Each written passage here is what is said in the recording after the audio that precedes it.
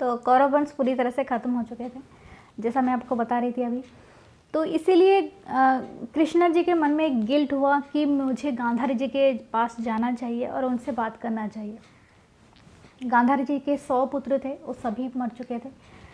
तो इसी वजह से गांधारी जी के जब पास गए तो कृष्णा जी ने उनसे माफ़ी मांगा कि आपका पूरा वंश, शायद मेरे डायरेक्ट इन्वॉल्वमेंट नहीं था, लेकिन फिर भी तो इनडायरेक्टली तो था, तो सारा वंश आपका चला गया। तो ऐसे जब बोलने लगे तो गांधारी जी को सच्ची में गुस्सा आया।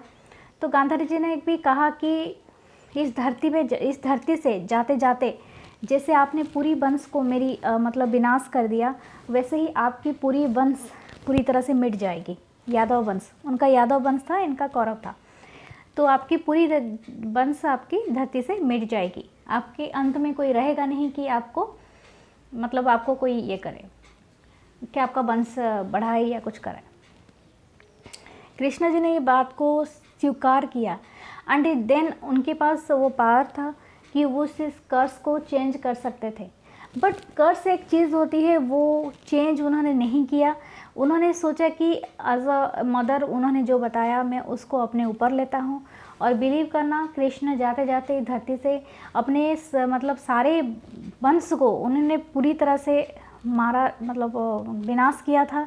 उनके लास्ट पुत्र को अपना जो सुदर्शन चक्र होता है उनके हाथ में रहता है, उसको उन्होंने भेजा। उनका प्रद्युम्न था, उनका बड़ा बेटा, लास्ट बेटा था, उसको भेजा मारने के लिए। तो सुदर्शन चक्र ने यहाँ पर एक शर्त रखा था उनके सामने, कृष्ण जी के सामने, कि अगर इसको मैं मारूंगा आप इसे छोड़ दीजिए, क्योंकि इसका एक ही संतान है, आपका ये जो मतलब यही बचा हुआ है, एक ही संतान है, और आप इसको जाने दीजिए। लेकिन उन्होंने बोला कि नहीं, मैंने कसम मतलब मैंने कर्ज लिया है गांधारी जी का और मैं पूरी तरह से उसको पालन करूँगा, और इसको भी मतलब ये किया। लेकिन सुदर्शन चक्र जी वहीं पर बोले कि मैं अभी आपके पास लौटूंगा नहीं, मैं अभी यहाँ से चला जाऊँगा अपने वैकुंठ जहाँ पर रहते हैं भगवान श्री कृष्ण विष्णु के अवतार में, तो विष्णु जी के रूप में, क्योंकि अवतार तो कृष्ण जी थे, तो वहाँ पर मैं चला जाऊँगा। और वहाँ पर वो बोलते हैं कि एक मतलब एक भागवत में लिखा है कि प्रद्युम्न नासी चक्र गला विष्णु करो को नोइला।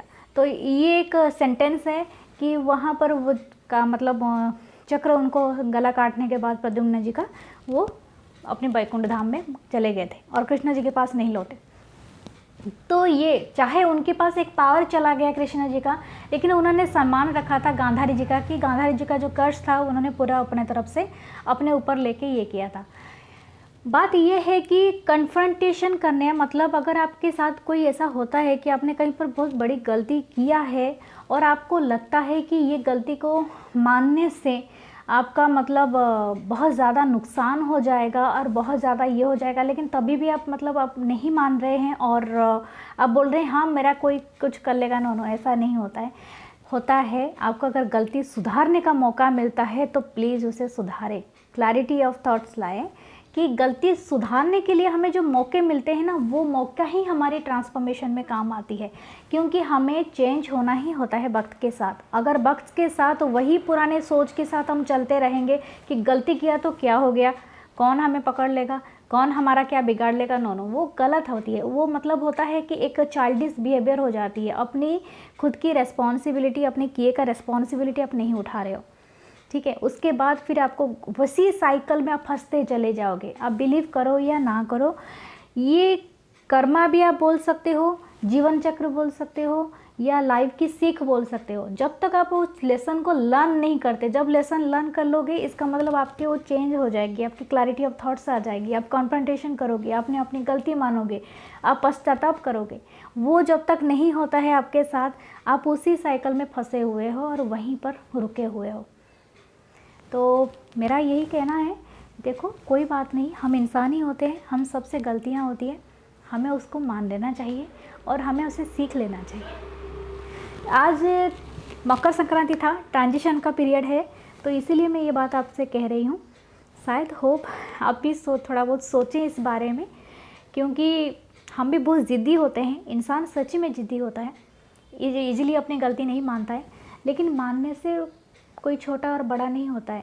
मानने से बस सही इंसान बन जाते हैं, और इंसान बन के आपको क्या फ़ायदा होगा सिर्फ आप जानोगे वक्त आने पर। हंसते रहिए।